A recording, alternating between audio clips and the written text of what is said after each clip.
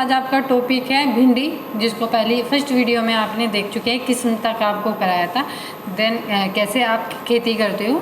तो देन इसका जो नेक्स्ट पॉइंट आता है वो है बीज की दर और बीज उपचार। तो इसमें जो बीज की दर और बीज के उपचार होते हैं वो ऐसे होते हैं। जो भिंडी होती है वो गर्म के मौसम में लगभग 3.5 से लेकर 5.5 किलोग्राम बीज पर हेक्टर और बरसात के मौसम में 8 से 10 केजी बीज प्रति हेक्टर की आवश्यकता होती है। जो बीज की दर होती है वो आमतौर पर अंकुरण की परसेंट पर डिपेंड करता है, क्योंकि अंतर और मौसम के साथ साथ वो बदलता रहता है।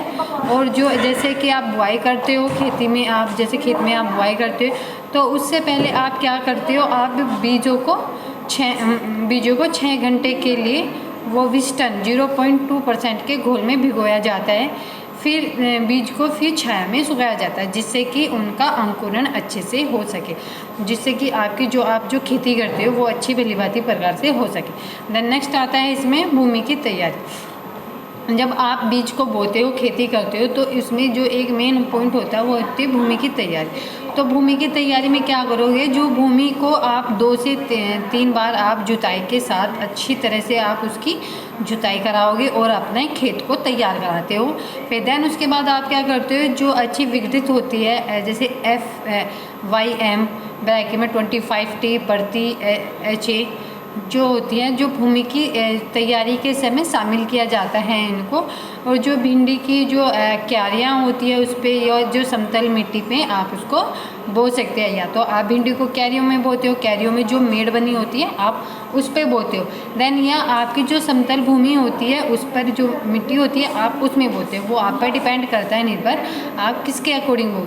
यदि मिट्टी भारी है तो जो आप बुआई कराते हो उसके टाइम जो क्यारी बनाए पर की जानी चाहिए, जैसे नीम होते हैं, नीम के प्लेस्ट्री जो खाद होता है, जो पोल्ट्री खाद होता है, जैसे कि आपका पोल्ट्री हाउस से मिलता है आपको खाद। और आपका जो जैविक खाद हो जैसे गोबर की खाद, हरी खाद, खली खाद जो होती है, ये क्या होती है, फसल के जो पौधे होते हैं उनकी वृद्धि के लिए इम्पोर्टेंट होती है। और क्या करते हैं, वो उपजाऊ जो होती है उनमें सुधार लाने का भी वो कार्य करते हैं। देन इसमें क्या आता है, जो बुआई, ये जो संकरा किस्म होती है, किस्मों को 75 गुना 30 सेंटीमीटर या 60 गुना 45 सेंटीमीटर के अंतर पे आप इसको लगाया जाता है। और जो बुआई के होते हैं, बुआई से 3 या 4 दिन पहले आप सिंचाई करना फ़ायदेमंद मानते हो, क्योंकि जो बीज की जो लगभग होते हैं वो 4 से 5 दिनों में अंकुरित होते हैं। जो बीज होते हैं आपके, जो आप 6 घंटे के लिए रखते हो, तो जो बीज का जो लगभग दिन होते हैं वो 4 से 5 दिन तक वो अंकुरित होते हैं, क्योंकि उनमें क्या देखे हुए अपने बीज में वो अंकुरण निकलता हुआ दिखाई देता है आपको। देन आता है खाद और उर्वरक। जो उर्वरक की जो खाद होती है वो खुराक जो मिट्टी की उर्वरकता जो होती है उसकी क्षमता बढ़ाने के लिए की जाती है।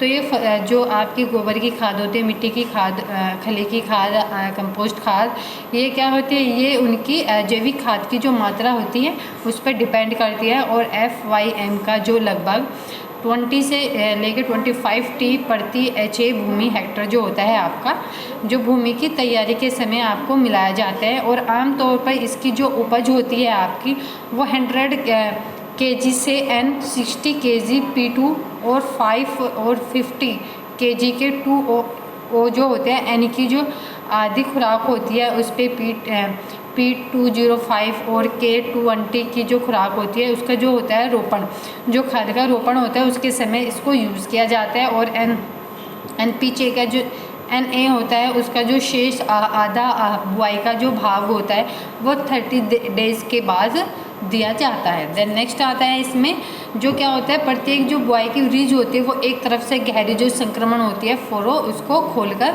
उर्वरकों में लगाया जाता है, जो कि आमतौर पर जिसमें आपकी calcium, magnesium, ammonium nitrate, CNA और अमोनियम सल्फेट जैसे नाइट्रोजन उर्वरक का प्रयोग इस फसल के लिए किया जाता है। जो संकरा किस्म के लिए होते हैं वो अनुसंकित जो खुराक होती है वो 150 kg and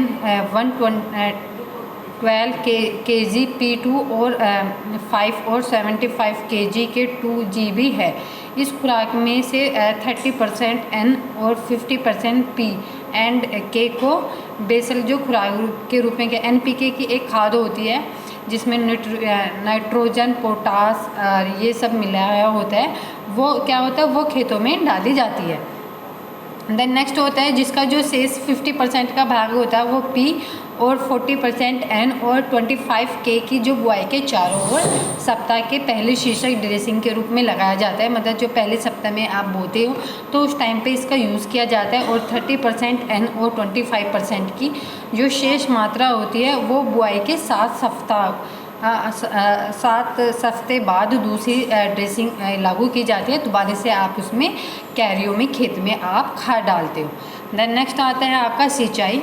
जो भिंडी की फसल होती है उसकी सिंचाई आवर्ती मौसम के अकॉर्डिंग मिट्टी के जो टाइप्स पे डिपेंड करती है, उसके अकॉर्डिंग बदलती रहती है। जैसे भिंडी की उच्च वर्षा वाले क्षेत्रों में क्या होती है, बरसात के मौसम में सिंचाई के बिना भी इसको उगाया जा सकता है। जहाँ बढ़ते मौसम में जैसे वर्षा का वितरण होता है एक समान होता है, अच्छा अंकुरण सुनिश्चित करने के लिए जो बुआई होती है बीज की, उसके तुरंत बाद आप क्या करते हो, हल्की सिंचाई कर दी जाती है। गर्मी में 4-5 दिनों के अंतराल पर ही आप फसल की सिंचाई की जाती है। जो फलों की सेटिंग के जो चरण होते हैं, स्टेप होते हैं, उसकी में क्या होती है, नमी में जो नमी आती है उसकी जो फल की गुणवत्ता होती है, उपजाऊ भी कम होते हैं। आमतौर पर जो आपने सिंचाई देखी होगी वो फोरक विधि के अपनाकर फसलों की सिंचाई में की जाती है। देन नेक्स्ट आता है इंटरकल्चर, जिसमें आता है आपका पहले खरपतवार पर नियंत्रण। जो आपकी छोटी छोटी खादें होती हैं जो पौधों की वृद्धि के पहले 20 या 25 दिनों के दौरान फसल में खरपतवार मुक्त करना आवश्यक होता है। मतलब जो आपके खेतों में छोटी छोटी घास होती है आप उसको निकालते हो, अदरवाइज क्योंकि सारी जो मिट्टी की न्यूट्रिशन वैल्यू है वो उसको ले लेता है, जिसमें कुल से 3 से 4 जो खरपतवार की आवश्यकता होती है। पहली निराई तब तक की जाती है जब तक कि रोपाई के 2 सप्ताह पुरानी होती है। जैसे कि बेसिलियन 48 AC 1.5 kg A.8 हेक्टर या स्टाम्प 30 EC 0.75 kg AI प्रति हेक्टर का जो पूर्व उर्ध्व होता है उसका अनुपयोग किया जाता है। और 20 से 25 दिन के में एक हाथ से बुआई का एक प्रभाव ढंग से खरपतवार की वृद्धि को नियंत्रित किया जाता है। या तो आप उसमें कीटनाशक दवाई डालोगे या आप वो खुरपे के थ्रू या अपने हाथों के थ्रू उनको जो अनचाही आपकी घासें होती हैं आप उनको निकालते हो। फिर आता है कटाई और उपज किस्म जो होती है और उसके मौसम के आधार पर आप बीजों को बोने के लिए लगभग 45 से 60 डेज जो होते हैं वो फल पककर आपके तैयार हो जाते हैं। जो फली का आकार और स्टेप जिस प्रकार इसको आप काटा जाता है वह वैधता, संकरा और बाजार की प्राथमिकता के साथ बदलता रहता है कि जैसे मार्केट में चेंजेस होते हैं इसके अकॉर्डिंग बदलता रहता है। आमतौर पर आपने जैसे मध्यम आकार होता है वो 7 से 10 सेंटीमीटर लंबी होती है। निवेदिका जो फली होती है वो भी जो आसानी से पौधों को काटा जा सकता है। देन आता है जैसे कि सभी फसल एक समय में परिपक्व नहीं होती है। कटाई के 3-4 दिन बाद में एक बार की जाती है। बार बार चुनना फल विकास का डेवलप हो रहता है और फली भी बहुत बड़े होने पर से रुकता है। जैसे भिंडी की उपज किस्म होती है वो खेती के मौसम के आधार पर बहुत भिन्न होती है, क्योंकि इसमें जो भिंडी होती है वो पैदावार होती है और उसकी जो 7.5 से लेकर 10 हेक्टर तक होती है। जबकि जो संकरा किस्म की जो उपजाऊ होती है वो 15 से लेकर 22 प्रति हेक्टर से होती है। देन ये क्या होते हैं, ये क्या करते हैं, ये जो भिंडी की खेती होती है वो आप इस तरीके से करते हो जिसके अकॉर्डिंग आप खेती आसानी से कर सकते हो। तो जो छोटी छोटी चीज़ें होती है इसको ध्यान में रखकर ही आप खेती करते हो। जैसे भिंडी में आपको उसकी एक जो होती है आपकी उसको कटाई का ध्यान रखते हो। दूसरा उस पर सबसे ज़्यादा आपकी जो जैविक खाद होती है वो उसमें डालते रहना चाहिए, जिससे कि आपकी जो भूमि की मिट्टी होती है उसकी जो न्यूट्रिशन वैल्यू तो बढ़ती है, साथ में आपकी जो खेती होती है उसकी उपजाऊ क्षमता, उर्वरकता, उनमें भी उनका डेवलपमेंट होता है और आपके पेड़ों की ग्रोथ होती है। तो जो इसमें एक पानी का विशेष ध्यान रखा जाता है कि आपको कितने सप्ताह बाद पानी देना होता है, और इसके ही अकॉर्डिंग आप फसल की किस्म देखते हो और उसके ही अकॉर्डिंग आप क्या करते हो, उसके अकॉर्डिंग ही आप फसल की उपजाऊ करते हो, उसकी बुआई करते हो, रोपाई करते हो। तो ये जो ये क्या होती है, ये छोटी छोटी जो बातें होती है इसको ध्यान में रख कर ही हम फसल को बोते हैं। जब हम किसी भी फसल को बोते हैं तो हमको उस फसल की फुल नॉलेज होनी चाहिए।